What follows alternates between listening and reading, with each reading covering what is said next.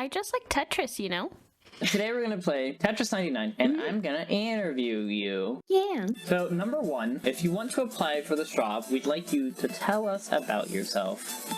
God damn it. Hi, my name is TrashbabyAia. I am a variety streamer, go anime girl on the internet. I do things on Twitch and sometimes Twitter. But yeah, I like to make gremlin content because I am a gremlin. Do not feed Aya after midnight.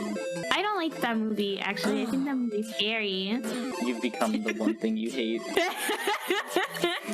Uh-oh. Hold on. What? I f***ed up. So, thinking back on all the games you've played on stream, what is your favorite game so far? Oh, I gotta think about it.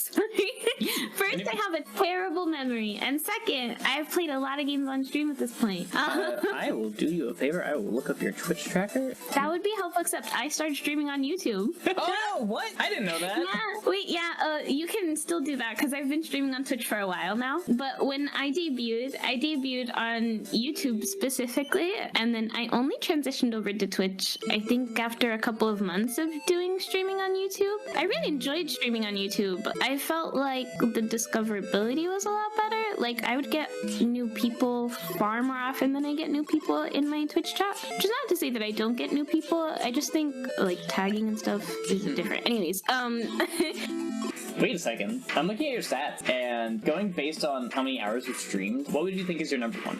My number one? I have no idea. It's gotta be like, so the thing is, I play a lot of games where it's like ground-based, if that makes sense, like Tetris 99, League, Splatoon. I've been particularly feral about Splatoon, so I kind of wouldn't be surprised if it's Splatoon, but also Splatoon is so new that I'm like, it can't be Splatoon. It's Splatoon! Oh my god, it's Splatoon! I'm sorry, Splatoon 3 came out, and it's my first Splatoon game, and I've been particularly feral about it. Like, in a way I haven't been feral about things in a while. Like, my brain just latched onto it and was like, this is the only thing we do now.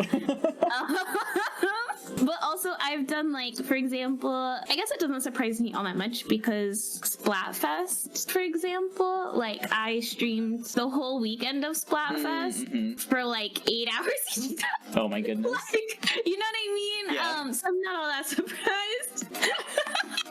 But I can tell you, like, some of my, like, maybe like a top 3. Yeah, give us a top 3. Well, hold on. I'm in a precarious situation, Tetris. This game is like, you cannot think about your favorite things to play on stream. Actually, you can only think about Tetris and fighting for your life, apparently.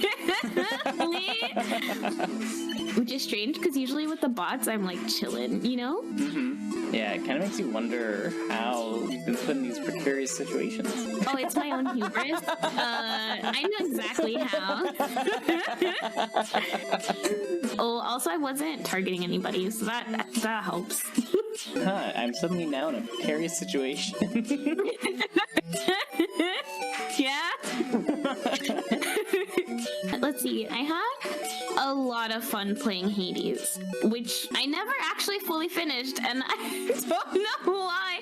I'm really excited for the sequel for Hades 2. Hopefully by the time this is published, I'll have finished Hades, because that's on my list of things to do. But I had a great time playing it. Like, I hadn't really played a lot of games that were in that genre before, so I didn't know if I was gonna like it, and I ended up really loving it. So I've played Alien Isolation on stream a couple of times, like maybe a handful of times. But in particular, I like to do Alien Isolation streams that are Spanish only. I speak Spanish, but poorly, and I need to practice more. I mean, it's not like the worst. My grammar is kind of terrible, so I was like, this will be a really fun way to practice. And it really was. Like, I had subtitles, except they were terrible. They're so bad. I mean, but it made for really funny moments, and Gilbert kind of divorced me over it. No. Yeah. I was trying to say the translator didn't like to say Gilbert's name. It just doesn't like names. It's very bad at them in general. But instead the translator said, I don't like your name, Gilbert. Like, as if I was saying that. I've actually had a lot of fun playing Rookie on stream. Like, it's a very good story, and I would have loved it either way, but playing it on stream made it particularly heartfelt for me. I have a tendency to like really latch on to characters and stuff and be really invested in story, but to see that everyone else was like just as invested as I was, like right there beside me, I was like, oh, okay. So you mentioned you started out on YouTube, which is completely new news to me. And so I would like to know some meta Aya lore. What was your... Oh, there's you. Found you. Hi. Hi. Oh, no. Hello. I take it back. I don't need to know the lore. Just leave me alone. Why, Raglan? Don't be struggling. No. It's fine. It's gonna be fine. It's not gonna be fine. I lost. What was your motivation for streaming when you started out, and how has that changed? Yeah, when I started streaming, I don't know, I thought it was like a really cool hobby. In particular, I really liked streaming for a long time. I used to watch, I forget her like handle, but her name is Steph. She plays a lot of Apex and like Valorant and FPS games and stuff. And then I was watching like, for example, Gada and just a bunch of other people. So I like streaming in general, but I always thought I had to do it like on camera, and I'm not the biggest fan of that. And I like found out about VTubing in the middle of the pandemic, like a lot of people did, like 2020, HoloLive And V-Shoujo and stuff. But yeah, no, okay, so yeah, mid-pandemic, there's like, it was my first big introduction to VTubing. Like, there's just a lot happening around it. I don't know. It was the boom. And I liked that idea a lot better than like streaming using like a face cam and stuff. I had like some rough experiences with Instagram, I guess. And so I didn't want to stream using my face. I had a newfound love and respect for my privacy on the internet. I was like, oh shit, like I can do this. I also built my PC, so I had the ability to play a lot of games that I didn't have before because I had always had a laptop or like a family computer. And I built my first PC because I got my first like real job. It was like this mixture of I can play these games now, but I like this like sense of community from gaming and like, oh, I can do this with and like meet new people, but like not necessarily broadcast my name and likeness all over the internet. Also, I think like the pandemic kind of played a part in that because I think before I probably would have just been like, you and me, let's play together. But like a lot of the games I wanted to play, my friends weren't necessarily playing. I was playing a lot of shooters and my friends were not, which is fair.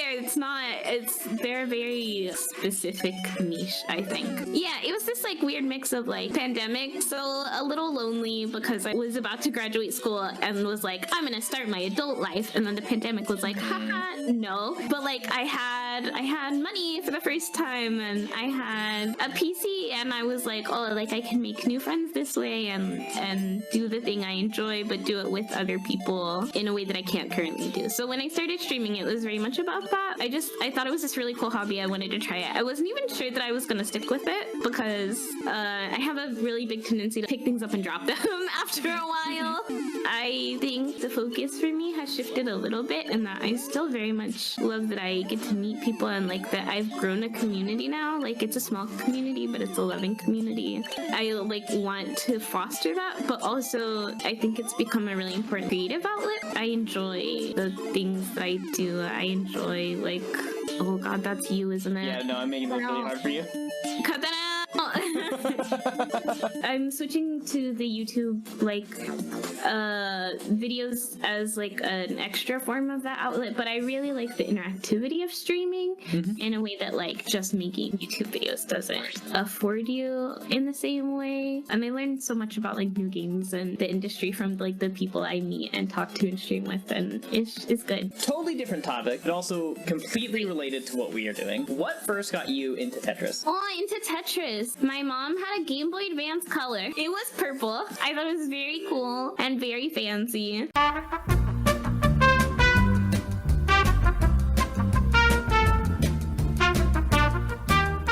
And and she had like 2 games on it, and one of them was Tetris. I think Tetris Worlds, actually. She might have had 2 different kinds of Tetris on it, actually. That was definitely like my introduction to Tetris. I had an Xbox, the original one, the shitty one that everyone likes to crap on, and I had Tetris Worlds for that, and I don't know, I just really latched on to it. But Tetris is very different in that, like, because it didn't have a story and was just something that, like, if I kept doing, I got better at and could be faster and, like, could pick up any time. Like, it very much meets you where you are, I think.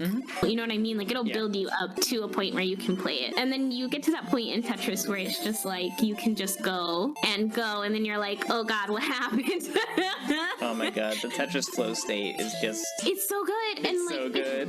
It's so hard to experience in other things sometimes. I don't find myself like hitting that state in a lot of other things. But I got like super obsessed with Tetris to the point where I would like start dreaming in Tetris. My dad grounded me from Tetris. No. He was like, go outside and touch some grass, which I did, but like so yeah, Tetris is just something I could be like, I'm good at this and I'll continue to get good at this. It just makes you feel I got this, you know what I mean? There's like, it's challenging but in a good way. All the people that I have either like played Tetris with or taught how to play Tetris are just like really kind, thoughtful people. I think Tetris is one of those games where it can be really, really comforting. Like, it's not like a story-based game where you're like invested in it in that way, you know what I mean? Like, it's something where if you need a break from like whatever's going on, Tetris is there. You don't have to think about it, and like it'll get you to this place where you don't have to be anxious about something or like stressed about something, because like Tetris is just very straightforward. Thank you for the lines. You're so welcome. Have fun with those lines. I will not. Okay. Okay, next question. I topped out because I was looking at the questions. Here's a curveball to make me feel a little bit better somehow. Actually, I'm gonna rephrase that. I'm gonna reframe that. I don't like the way that sounded very vindictive. Here's a curveball because I'm interested in what you have to say, and that will bring me great joy, and it will ease the pain of me topping out first again. Tetris and talking is hard. Tetris and thinking, easy. Tetris and talking, horrible. What makes you stand out from the crowd in terms of content creation? My big thing is being very approachable. A big risk of feeling a lot of the things that are happening in content creation are very unattainable for me, a regular Joe, you know, whoever's watching. Content creators work very hard, but also I think a lot are kind of afraid to show you what's happening behind the curtain. There's almost like this fear that it'll take away from the magic of whatever content you're creating to show the hours, the like secret sauce or whatever, like whatever you're putting in to make it. And I personally don't like that. So I like to be very upfront about my content and who I am, which sounds very strange because I just talked about being a Vtuber so that I didn't have to put my name and face all over the internet. But like, I aspire to be very attainable and very relatable, if that makes sense. And like, I'm not looking to change that. I'm not looking to like polish my content off to a level where it's like, wow, look at this like perfect and professional thing, because like I'm not. I'm working and doing other things that aren't this. This is something I do for fun. And while I find creating very enjoyable, I think like as a creator looking at other creators, we need more people who are willing to be like, it's a fucking mess out here sometimes. You know what I mean? Like sometimes we're barely holding it together and I can only put out this one stream this week and like that's all I have the time for, or like this video I thought was gonna be like super easy to make and actually took me like several months to put out because I kept just getting stuck. But like I think especially when it comes to YouTube and sometimes to streaming, we don't always get to see that, right? We just see the end result of that like process, and so it feels like, well, I'm stuck out the things I want to make and like nobody else is, and I just feel like we need more people who are very upfront and honest that creation is like a messy process. Like any kind of content or like art that you're making is just, I don't know how we do it almost. It is just this wild process that has its ups and has its downs, and like it's not just about that end product. So as a content creator, I think my like big pull is that like I share a lot of that stuff, whether it's about the content or not, right? Like sometimes I'm just like, hey, we're all like, we're going through a hard time right now, because like I think that's what I needed before, so that's what I'm trying to provide. Actually, you know what? This sort of flows into this next question well, I think. Because we're talking about learning new skills and growing and all that jazz. What is something you know about streaming now that you wish you knew when you started? And like, it's similarly, if you had like advice to give someone, if someone is listening to this interview and they want to get into streaming and they've never streamed before, what is something you wish you knew when you started, and what is a piece of advice you would give? The best advice I can give, and this is actually advice people give a lot, but I think is very important. If you're thinking about streaming and you haven't started, but you're like, oh, I need this thing or I need this thing, nah, just do it. Because there's a lot of things where like, I wish I had learned it, but there's no way I would have if I wasn't actively streaming at the time. Like in the beginning, I was literally just known for my audio issues. Like all of my viewers make jokes about my audio, and like it's still not perfect. I still don't have like great wonderful audio. I still have scuffed as audio, and that's okay, but I wouldn't have made any of the progress I made audio wise if I wasn't already streaming. When I realized I wanted to do like VTubing in particular, while I was waiting for my PNG from Goonie Hamama, I had a different channel that I practice streamed on that I didn't advertise it or anything. I just had like friends come to help me like learn how to use OBS and stuff. It was very useful in like helping me work out the kinks of like, I don't know how to stream. I didn't even have a mic yet for some of those, but I was just trying to learn how to use like OBS and all of its various processes and thingies. And something I know now that I wish I had known is that talking while playing games is a skill that you hone. I thought when I started that I had to have either really good gameplay,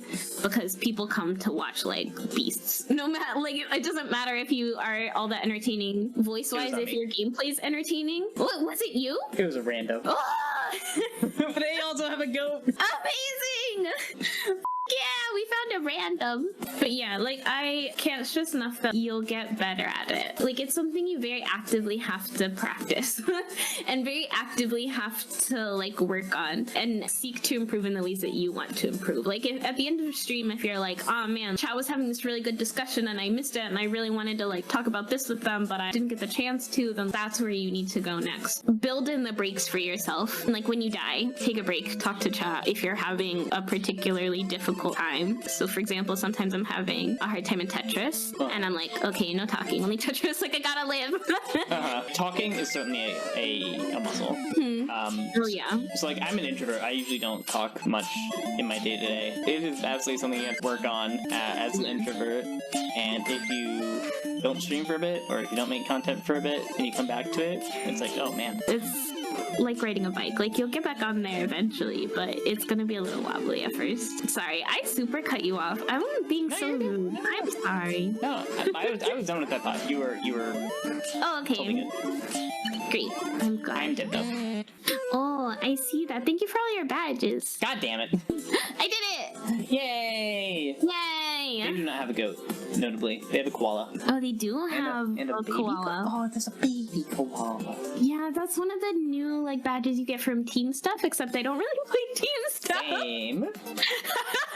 Yeah. Speaking of team stuff, and being in a group with people, what's the first thing you want to do on the cruise next year? Or I guess this year. Yeah, this year. Because next month in March we're going on a cruise. I'm actually really nervous to meet everybody in person. Before we go on the cruise, I would recommend popping in Sully's chat a few times. Get the Sully vibes. Yeah, Sully's very nice. It seems like Sully's very welcoming. I've been to a couple like self-improvement Saturdays. They're just so good. So I'm excited to meet everybody, but I'm also like I'm an introvert. Like I talk a lot to the people I know very well, but when it comes to new people, I'm like, oh god. But I think it'll be really exciting to meet everybody. I'm really looking forward to karaoke though. I'm also like there's a lot of stuff. I'm excited in general. But yeah, I think karaoke is instant bonding activity. Hell yeah. And I there's probably gonna be multiple chances for karaoke. Like we'll get a schedule with all the stuff. Yeah. All the activities on the ship. And we'll be able to like Oh god. Oh no. Don't look at me. Don't perceive me. Oh, okay. Don't perceive the hole in my stack. Well, I fixed it. Okay, you can perceive it now. Okay, you can also now perceive me. Oh, I'm so glad. Oh, thank you for the permission to perceive you. I will use this permission to its full extent. Oh no. There we go. No, could you not?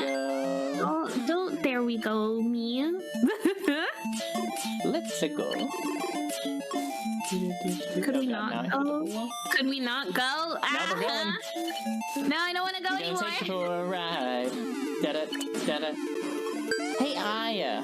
Yeah. Speaking of online personas Mm-hmm. and aliases and such, how did you land on TrashbabyAia? So I knew I wanted Trash Baby pretty immediately because I am not especially the games I was playing at first. I'm not good at FPS. I just was really excited about the fact that I could play them. And I was gonna play them on stream even if I was bad at them, like garbage at them. So I was like, cool, Trash Baby. And then I just picked. I had originally picked a different name, and then Vtuber debuted with that name, and I was like, oh, not that name. That is so sad. Which I think is hilarious because that VTuber has since graduated, but they were a lot bigger than me, and I didn't want people to think I was picking a popular name. Oh, there's 4 people now. Right? Wild. Speaking of the number 4, Mm-hmm. Here's question 9. Where can my subjects go to learn more about you, Aya? You can find me on Twitch at TrashbabyAia. You can find me on Twitter at TrashbabyAia. You can find me on YouTube at TrashbabyAia. Wow. Wowie. You can also actually, wait, hold on. Last one, and this is gonna be a shocker. You can find me on TikTok at TrashbabyAia. Whoa. Bow, bow, bow, bow. Yep, and this is also assuming that by February 1st, Twitter has not Fallen into the ocean. Yeah. If I had to leave you with any parting thoughts, it would be the life is like Tetris. You're gonna f it up, but it's okay. If you work on it, you can fix it. It might take some time, but you can, it'll be fine. It'll be fine. It'll be water under the bridge, Also, you should come watch my stuff. Watch my videos, watch my streams. Tell me what you think about manta rays or frogs, because I like both of those animals a lot. Ooh, or goats. I also really like goats. I am one. I like them. Well, thank you very much for your time, Aya. Yeah, thank you for having me. Heck yeah.